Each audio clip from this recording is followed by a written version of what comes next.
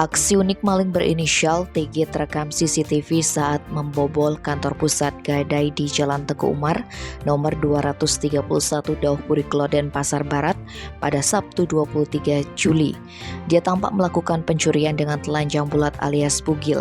Ternyata aksi ini sudah sering dilakukan oleh pelaku. Kapolsek Denpasar Barat Kompol Imade Hendra Agustina melalui Kasih Humas Polresta Denpasar Ibtu Ketut Sukadi menjelaskan, pengungkapan kasus ini berdasar laporan korban Bagus Dharma Selasa 2 Agustus. Korban mendapati ada kerusakan pada bangunan Pegadaian, tepatnya pintu baja serta 2 kamera CCTV yang terpasang. Selain itu uang 3 juta rupiah juga telah raib digasak pelaku.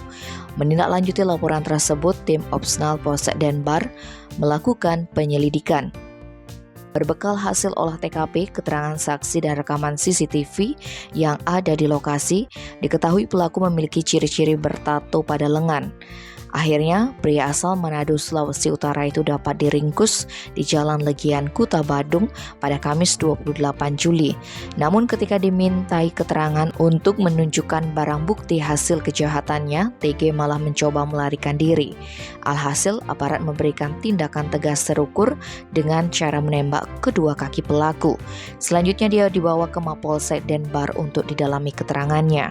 Pria itu tercatat sebagai residivis kasus yang sama di wilayah Sumatera Utara dan Polsek Ubud karena membobol apotek.